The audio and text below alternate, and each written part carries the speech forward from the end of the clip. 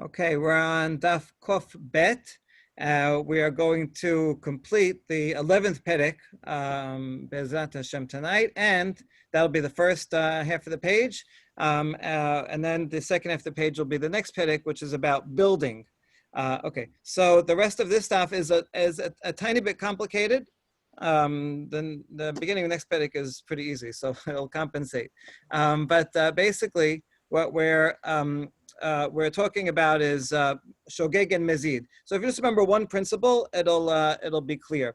We bring a korban for Shabbat if something is shogeg, which is an in-between window. If something is like done bishinui in a different way, not the usual, then you don't bring a korban for it, right? And also, if it's done bimezid, you don't bring a korban. In other words, a korban is both a responsibility, but also a privilege that you can bring a korban.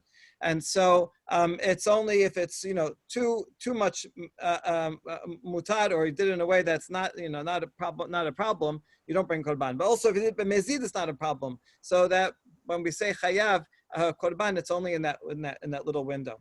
Okay, so remember that, then I think the rest will be clear.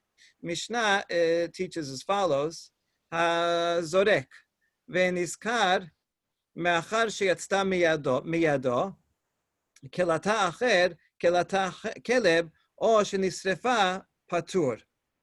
Okay, we're not clear if there's one case or two cases, but we're gonna have to try it both ways. I throw a ball, and then I forgot it was Shabbat when I threw the ball. But then while it's in the air, I remember that it's Shabbat. Now it left my hand. I want to pause there and jump to the middle of the Mishnah. I think it'll be clear if we go to the middle. The middle of the Mishnah says Zeh Kilal. It gives us a general rule. Kol chayaveh hataot enan chayavin ad sheteheh techilatan vesofan shegaga. That you only bring chatat if the beginning and the end of the action was done without knowledge, not knowing that this was asur.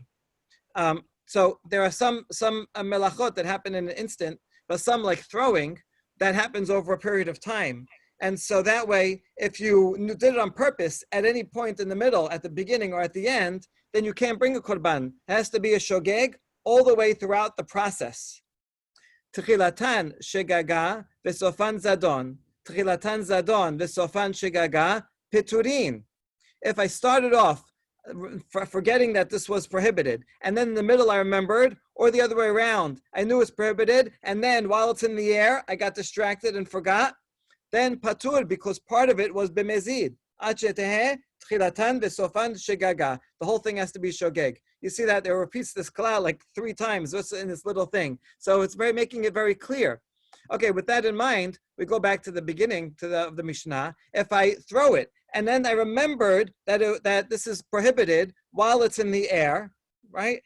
Then you're going to expect it to be, you can expect it to be patur. You don't bring a korban for that because part of it was bimezid. Okay, so let's read it that way.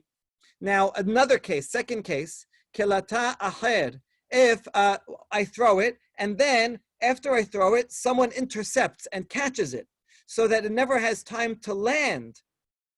Or a dog unexpectedly catches it, or patur, all of a sudden it blows up in flames somehow. A missile intercepts a Patriot missile, and it goes up in flames and it never lands. All those cases would be patur. Now, this would then be a different case than the beginning, because the first case was if when I forgot it was Shabbat, and then I remembered it was Shabbat. So the whole process was not b'shogeg. The similarity for this case, the second one, would be that it also didn't finish. The process didn't finish, right? So, but it's actually a different case. There's another way to read this first one. We're going to see that, the Gemara is going to end up saying that. But there's another way to read this, which is how the Gemara is going to start, which is that it continues. If I throw something and then b'shogeg, and then while it's in the air, I remembered, I'm a chayav, but luckily something comes and catches it. Someone comes and catches it, or a dog comes and catches it, then patur, right? Because even though I thought of it in the middle, I was mezid in the middle, but while I was mezid, it didn't continue and finish to the end. And so in that reading, this is all one case, right? You throw, forgetting, then you remember, but then it never lands. That's all one case. Okay, just keep that in mind, and the Gemara will explicate both readings, whether this is all one case or whether they are separate cases. Okay, then and now finally, the middle of the Mishnah, Zarak la'asot habura. If I throw something, not because I'm carrying it, let's say I just throw it indoors, but I throw it at someone on Shabbat. Let's say I throw a knife, right, or a hard ball, and I throw it because I want to hurt someone. Now, hurting someone is bad, and I would have to pay them for their wounds. But now we're not talking about the payment I would have to pay them civilly or criminally. Here now we're just talking about Shabbat. On Shabbat, I'm not allowed to cause a wound that would bleed. And so just regarding that, if I threw something, forgetting that it was that I'm not allowed to cause someone a wound, and then ben ba'adam ben ba'mema, whether it's a person or an animal, and after I throw it, then I remembered, oh no, this is not good. I'm not allowed to cause a wound on Shabbat. Patur. So patur, I don't bring a korban because I remembered in the middle. So therefore, half of it was b'mezid. And I only am chayav. See, I'd in a way rather be chayav. That's what's confusing about this. Chayav means it's good. I was patur. I was shogeg the whole time. When you say patur, it means it's bad. I don't get a chance to bring a korban hatat because part of it was b'mezid, was on purpose. Okay, so to sum up, basically we have well, 2 or 3 cases, it's not so clear, but 2 cases that apply anyway to this principle, that the beginning and the end, the whole process has to be bishogeg in order to bring a korban. If I throw something and then remember in the middle, or I throw something and not to carry, but in order to hurt, to cause a wound, and remember in the middle, those cases would be patur. Okay, good. So now the Gemara is going to say, ha naha hayav.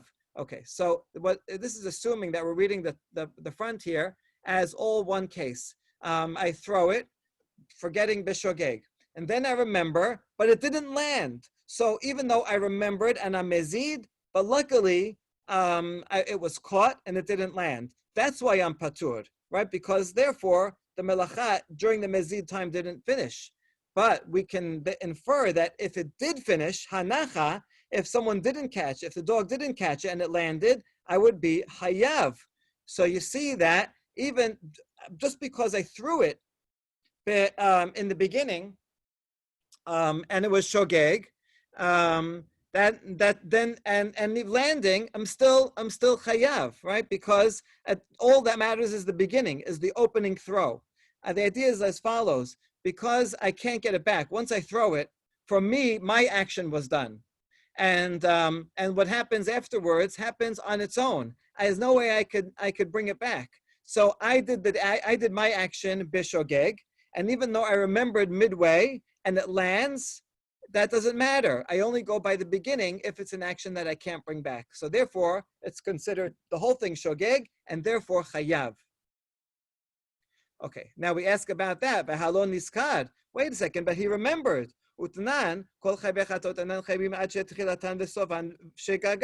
that contradicts the Mishnah that says the beginning and the end. And here in the end, even though I couldn't do anything about it, it does come back.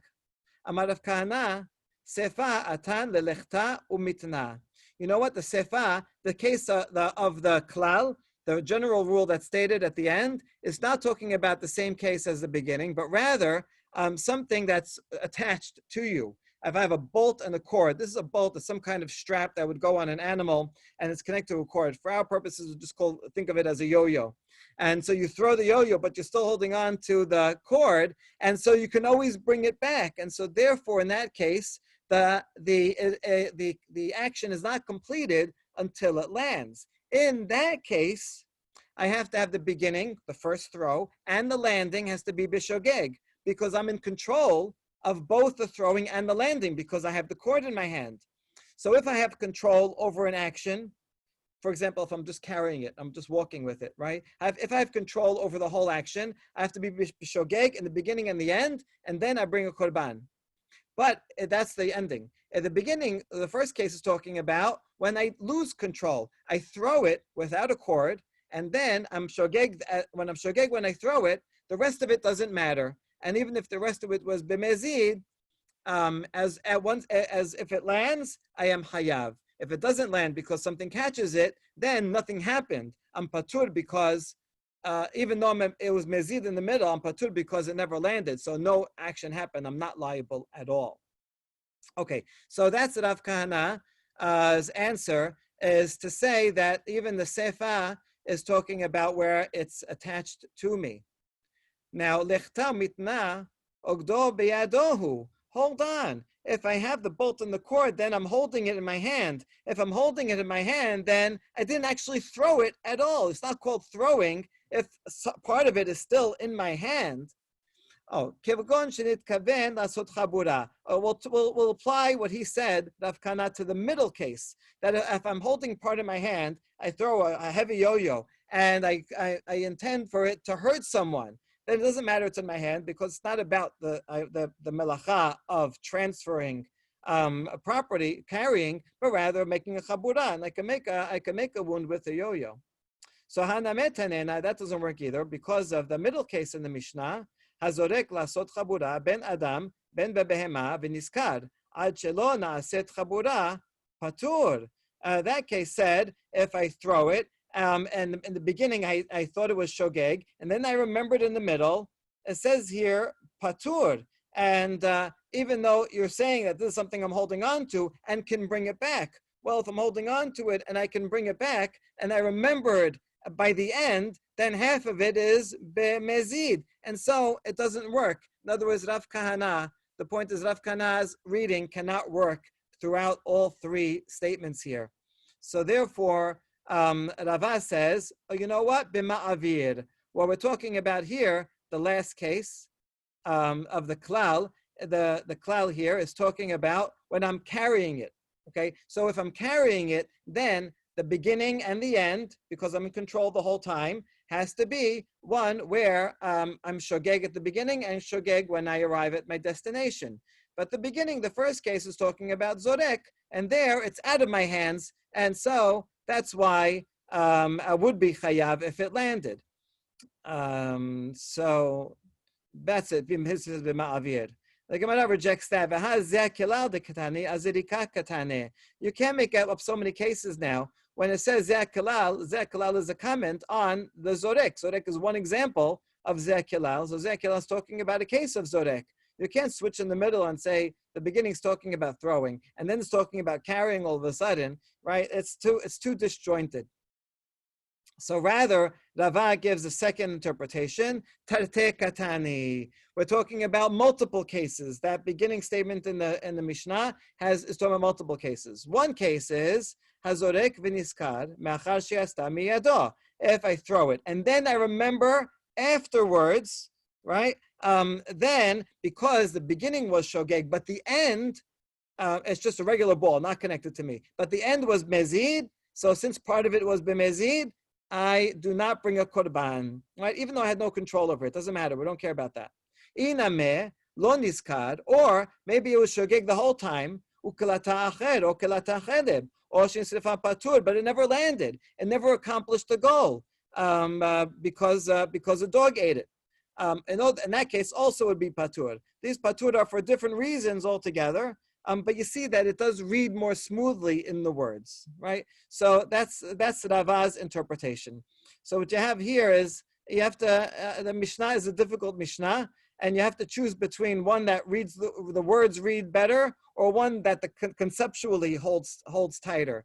Rava reads better with the words because the first case is one where it was not completed bishogeg, because the second half was b'mezid, or if it was not completed at all, both of those cases are patur. The first case because it was half b'mezid, so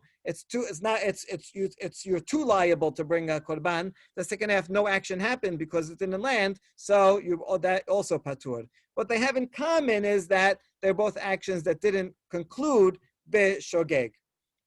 And then I'll bring another example similar to the very first one, and then the klal. So I think Rava is the pshat of the Mishnah and holds together. What the Rav Kahana's interpretation has going for it is that conceptually it makes sense that if I should throw it and then it's out of my control, then my intention shouldn't matter anymore, right? Once I throw it bishogeg, then whatever happens after that shouldn't matter.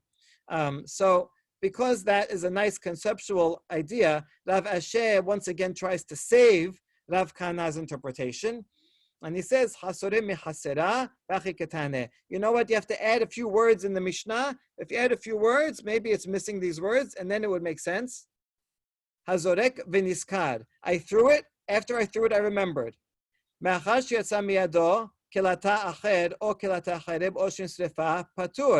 And after it left my hand, I remembered, but then it never landed. I would be patur because it never landed. Hanacha hayav, but if it did land, hayav, because it's out of my hand. I threw it b'shogeg, and whatever else happens after that, I'm still with that shogeg in mind. So the adding of the words, hanacha chayav. When is that true, that when it lands chayav? Shehazar v'shachach, only if I forgot again. I forgot, then I remembered while it's in midair, and then I forgot again when it landed. Okay? I have a kind of a strange short-term memory. Aval lo chazar v'shachach patur. But if I did not forget again, and it was, I remembered while it was landing, then patur, because the rule, shekol chayvei chatot enan chayvin ad shetech tichilatan v'sofan shegaga. The beginning and the end have to be b'shogeg. So the beginning and b'shogeg. Even if in the middle it was mezid, then it would be patur. So that's how Rav Asher tries to put the words together. Obviously, you have to add a lot of words to that, and I think we'll stick with the peshat being what Rava said. Okay, so that was the difficult part. Sorry. Regarding this general rule, itemar shete amot beshogeg, shete amot bemezid, shete amot beshogeg. Another case is actually the inverse of the. Oh, actually, it's similar to the case that Rav Asher just brought. Let's say I carry 6 amot altogether. Now this is talking about carrying, not throwing, so it makes it a little easier. I carried 2 amot, forgetting that carrying is not allowed. Then I remembered and carried 2 more amot. And then I forgot again and carried 2 further amot. What would be the law? So you can see that this is complicated because I carried 2 amot. Well, I didn't do anything yet. But then the next 2 amot, now I'm at 4. And so now I carried 4 amot and I ended b'mezid. So maybe you'll say, that counts as b'mezid, so I won't bring korban because of that. Or do you say the mezid in the middle doesn't matter? It started b'shogeg and ended b'shogeg, and therefore I bring those 2 together, right? Because they're both shogeg, so they match, and then I have 4 b'shogeg, so I do bring a korban. That's going to be the discussion. Rabba amar patur, Rava amar hayav. Okay, if this wasn't confusing enough, we have 2 sages that sound almost the same. One is with a he, he's a 3rd generation amora, and Rava with an aleph is a 4th generation amora. They're not usually paired together. One's a teacher and a student, but sometimes they are. Okay. Anyway, Rabba says in this case no korban. Rava says you do bring a korban. Why? Rabba says patur afilu leRabban Gamliel. Okay, now tangent. There's a Mishnah coming up later that says if I write 1 letter, bishogeg, I forgot that writing is not allowed. I wrote 1 letter. Then I remembered, writing is not allowed. So I stop. And then I forget again and write another letter. Yeah? Rabban Gamliel says that's chayav, even though usually we say different episodes of forgetfulness are separate. Right? That was a general we had said before. But since in this case, I have to write 2 letters to be chayav. So when I wrote 1 letter, then it's a chatzi shiur. It's not considered anything. I didn't even do any act. It's just a half an act. And so a half an act, then the remembrance in the middle doesn't separate anything because there's nothing there to separate. So he says the half an act and half an act do join together, even though there was a remembrance in between. So if you apply that in this case, then you would think here also be chayav. But he says, Hatamhu dechi gamar shiura b'shogeg ka'amar. In that case, I finished b'shogeg. I wrote 1 letter b'shogeg. I wrote a 2nd letter b'shogeg. They're both b'shogeg, right? So therefore, they come together as a full act of 2 letters b'shogeg, and I have to bring a korban. However, in this case, In this case, the first two amot I carry are b'shogeg. The next two amot are b'mezid. So when I finish carrying 4 amot, I finish carrying 4 amot b'mezid.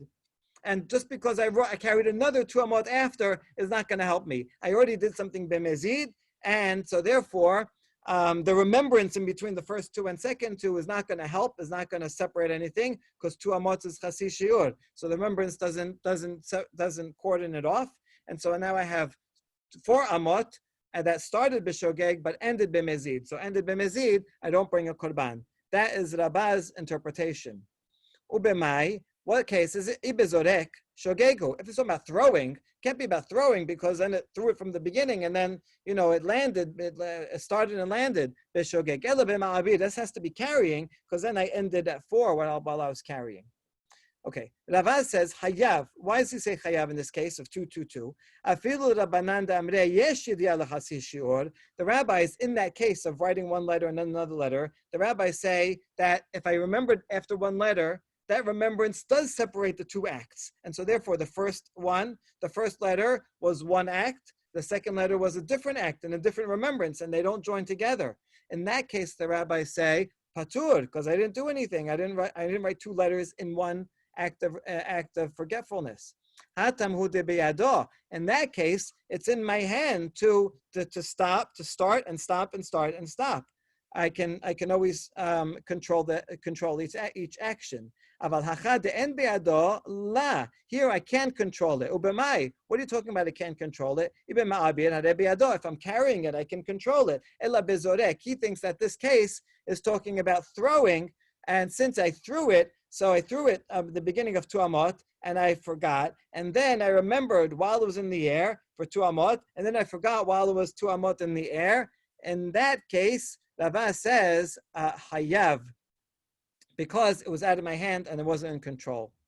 Okay, so this is kind of interesting that you have a machloket between Rabba and Rava, but it's not really a machloket because they each interpret it to be talking about different cases. Rabba says talking about carrying it, and Rava says talking about throwing it, but they would actually agree in each other's cases, right? So I wonder if this originally Rabba and Rava actually did say it was talking about the same case and actually disagreed, because you can see there's a lot of different permutations here. But anyway, the Gemara is interpreting them as being in agreement. Perhaps actually this was never a machloket, because they are in different generations. Maybe they said different things at different times, and they actually interpreted the case in different circumstances. And so that is how the Gemara interprets it. Okay. Amar Rabba zarak venacha bifnei hakeleb or bifnei hakibshan hayab. Rabba, while we're on the subject of Rabba, he said another thing. If I throw a ball and it lands in the mouth of a dog, or it lands in a furnace, hayav.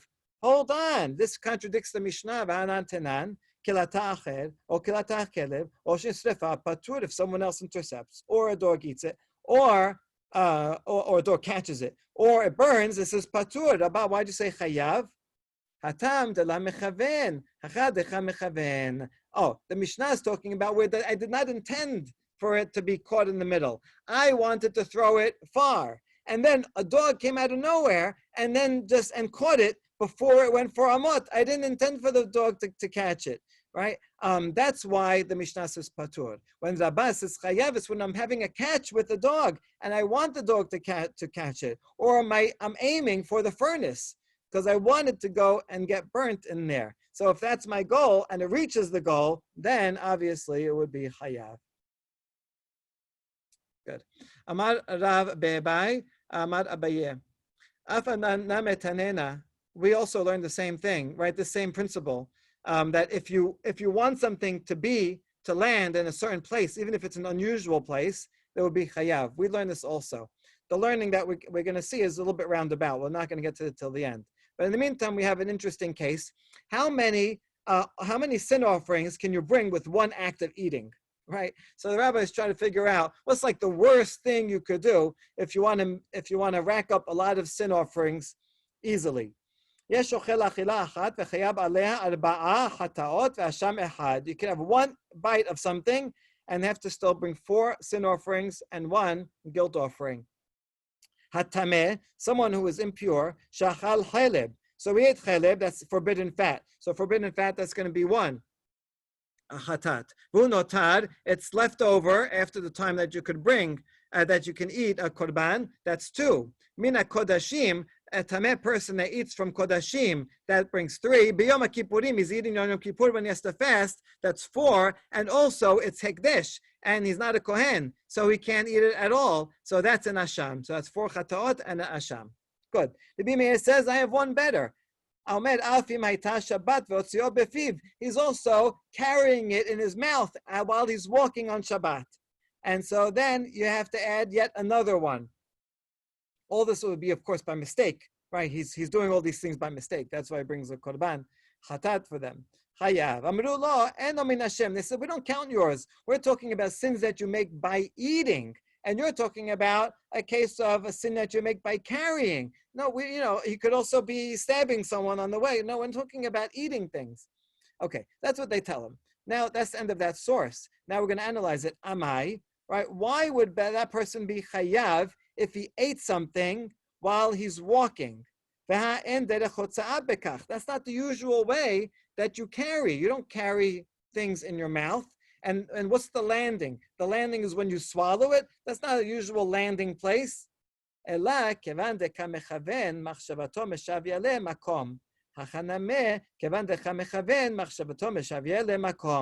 if that's his intention, he says, I want to carry it, and I want it to be in my mouth, and I'm going to swallow it.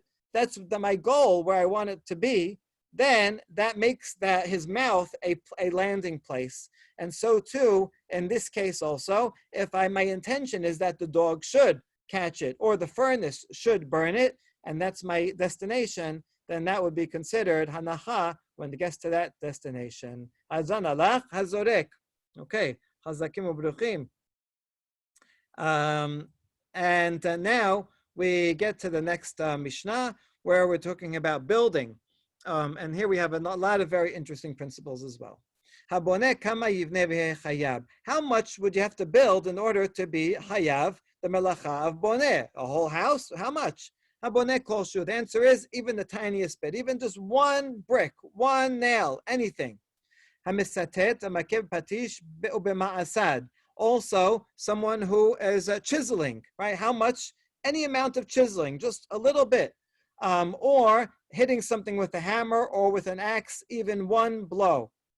Hakodeach, kol shehu. By the way, in the Mishnah, see that makebe patish or masad, it sounds like literally hitting something with a hammer. We're going to see that later on, hitting something with a hammer becomes a general category of giving the final blow. I finished something, and then just like one last thing to put the last item in place, and then it's finishing something.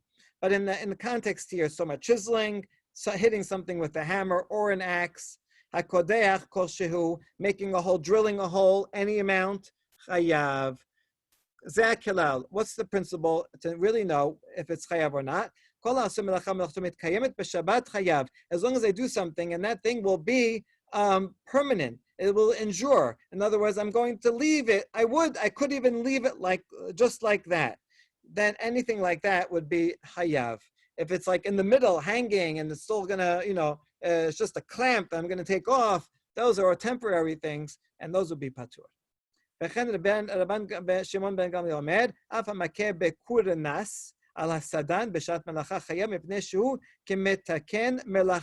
He adds something. Even if I'm hitting with the hammer, I'm not hitting the object itself that I'm working on, but hitting the anvil. Why would you hit the anvil? Sometimes you want to make sure that you keep a rhythm, or you want to make sure that the hammer is straight. And so even though it's helping out, you're not even hitting the item that you're working on itself, but rather just the anvil. That also, because it helps improve the performance of the melacha, of the building that you're doing. So it's part of the process. So that's still chayav. That's the Mishnah. Hold on. What is a tiny bit of building? What is it good for? I mean, everything else we saw before has to be something that is useful. So how could just a tiny bit of building be useful? A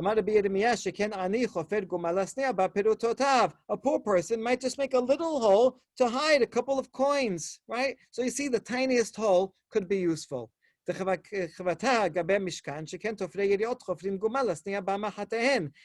in the Mishkan, though the weavers would make a little hole to hide their needles. I mean, how else otherwise they're easy to lose. You hide the needles and a little hole. See, a little hole is also building, is also useful. No, needles you never put in the ground because they'll rust in the ground. So that wouldn't be useful in the Mishkan. Although a poor person uses it, but we want parallels in the Mishkan. Or a poor person wants to make a little bit of dye. He is not rich enough to make a big batch of dye, and so he makes a little stove and a little pot, and he makes a little bit of dye. Now, although as a poor person does that, in the Mishkan they also did that. In the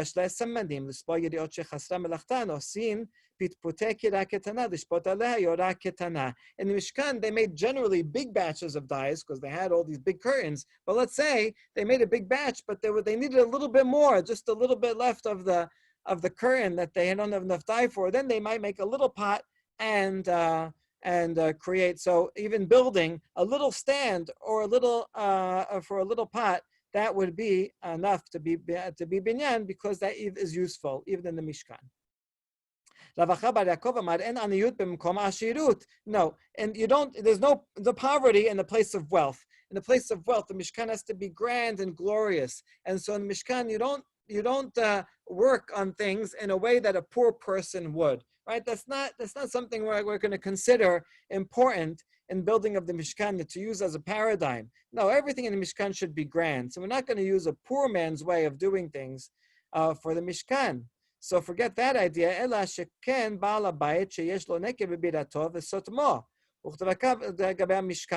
Someone who has a house, even a mansion, sometimes there's a little hole in the wall. He has to fill it up. And so he fills it up. So too in the Mishkan,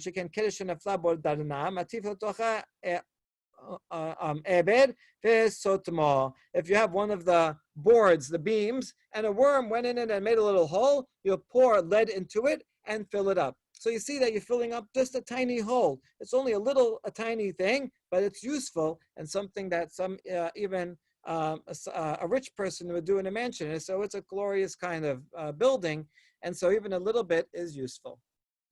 If I set a stone, I take a brick and I set it in place just right, that is hayav. Even though I didn't put any concrete on it or a mortar. Metibe, we have a question about Shemuel from a baraita. Says echad noten et ha'eben ve'echad noten et tatit.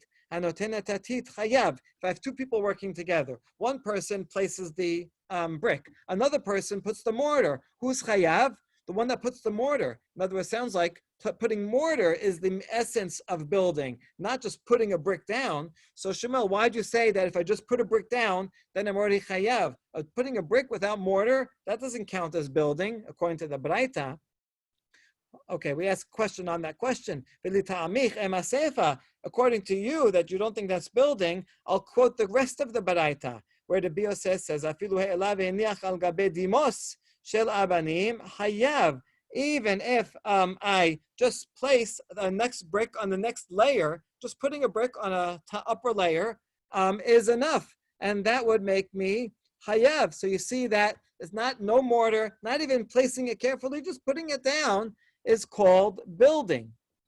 Okay. Hayav. So now this, we have this paraita is like self-contradictory, and the beginning of it contradicts Shemuel. So we got to make some sense out of this. Ela telata binyane havu. There are 3 layers of building bricks. It's good. We learned some masonry here.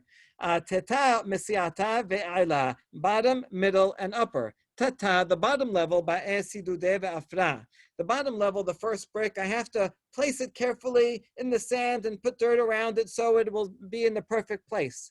Mesiata ba'enamitina. The middle one, I have to put mortar because that has to hold well together. Ilay, the upper one, I can just place without mortar because it's not holding anything else up above that, and so it's enough just to place it. So you see that when Shemuel said that placing something is chayav, he's talking about the bottom one. And when it says over here that you have to put mortar, that's talking about the middle one. And over here when the Biur says just putting it without anything, that's talking about the top layer. So you see they're all right.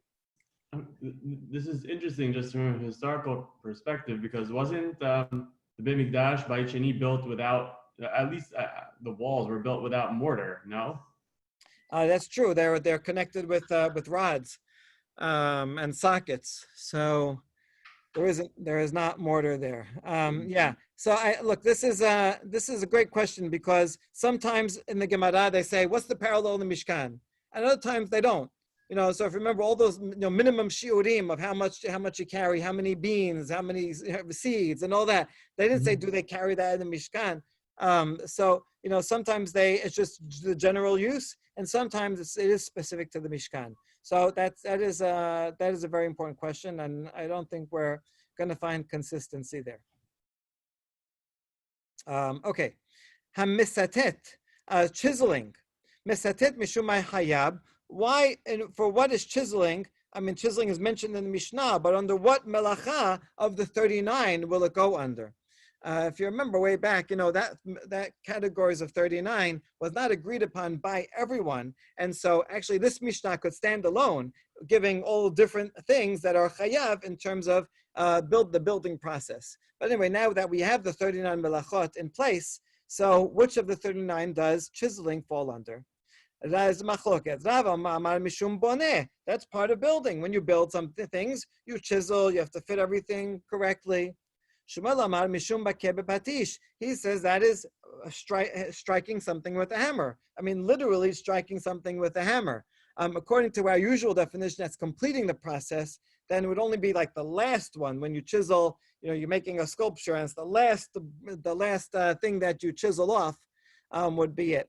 But I think the pshat of Shemuel might be this is hitting something with a hammer, because you're using a hammer and a nail to chisel. I have a chicken coop, and I finished making the chicken coop, and now I want to make a window in it. I make a window as a vent for the chickens. So how about that? That's also building. I'm building a chicken coop, and that's part of the process. It's the last thing in the IKEA instruction, right? Make a little hole. She says it is striking a blow with a hammer. Number one, literally, you're making a hole, so you're probably using a hammer and a nail. And also, it's the last thing that you would do to finish. A third case now, if I'm putting a pin into the handle of a hoe. Now the hoe is made out of metal. I put it onto the wooden stick, and I put a pin in the middle to hold the metal onto the wooden piece. How about that? Rav Amar Mishum Boneh, Eschai Mishum Boneh, is interesting because in Halakha we have a general rule, En Binyan Bekelim. You don't consider building when it comes to utensils. Utensils, there's no Malacha building. But it seems that Rav would disagree, even though this is a utensil, you still are building.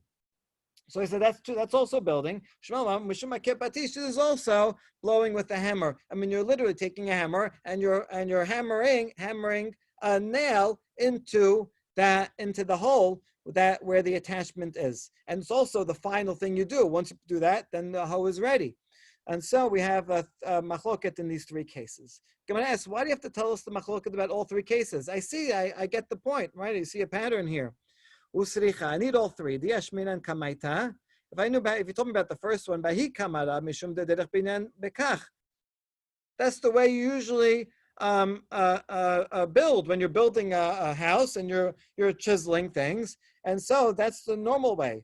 Avaloseneke belushatan negolim and derech binyan bekach. But making little holes, I don't usually, you don't make holes like that when you're building a house. That's a special thing you do for a chicken coop, but chicken coop rules are not the same. So I might have thought that in the case of a chicken coop, Rav would not think that's binyan. Maybe he would agree with Shemuel. If I had the second case, I might say, well, you know what, it's similar. Even though we don't live in chicken coops, but we also make windows and we also chisel out holes for vents, and the chicken coop is a hole for a vent, so it's similar. דעבדה לאווירה, אבל שופטה בקופינה דמרה דאין דרך בניין בכך, אמה מודה לשמואל. But making, attaching the end of the hoe with the handle, there's nothing like that when you build. You don't attach things in a house in that way with a pin in the middle. So in that he might agree with Shemuel because that's really not similar to building a house. So therefore I need all three to teach us that yes, even in the last case, Rav says that that's building. So now you tell me, just tell me the last case and I'll know for sure that Rav thinks the other cases are building. No. If I only knew all the third case, I would say only in the third case does Shemuel think that that's makeh patish. Because it's the final blow that he's putting that in the hoe. On the other two, it looks more like building. And then maybe there he would agree with Rav that it's because of building. So that's why I need all the cases. What difference would there be? It's still not allowed. The difference would be if I put a pin in a hoe and I also build a house, right? Is that all one melacha? According to Rav, it's all the same melacha. According to Shemuel, I did two different things. Okay. Good. Now, Ba'aminer Rav Natan bar Oshaya Rabbi Yochanan. We have a question asked of Rabbi Yochanan. Mesatet mishum mai mehayeb. How about same question? Chiseling. What is the chayav for? Right. Mesatet. Yeah. So same question, but they now asked Rabbi Yochanan from Eretz Yisrael. He made something with his hand. He was, I don't know, maybe he was praying, he couldn't talk. He went like this, and he said it's because of hitting with the hammer. Okay, wait, we said how could you say both of them? The Mishnah lists them. It says someone who chisels, comma, and also someone who hits with a hammer. So see, those are two different things. So how could you say that misatet is the same as makeh patish? He says, you're right. This is how I read the Mishnah. Ema hamisatet hamakeh patish. One who chisels is someone who strikes a blow with the hammer. And they are, in fact, the same thing. So you see that Rabbi Yochanan agrees with Shemuel, right, who says that misatet is also because of makeh patish. Let's just do one more paragraph because it's related. Tashema hakodeach kol shehu. If you drill a hole, any size hole, hayav. Bishlamad lerav mechazeh keman dehad horta lebinyana. According to Rav, who said that this is because of building. So here too, I am making a hole, and that's for the purpose of building. But according to Shemuel, this is makeh patish. And in all the cases, it was the last blow. So if I'm drilling a hole, usually you drill a hole because then afterwards you're going to put a pin through it, or you're going to use the hole for something else. But drilling a hole is not a final act. We're talking about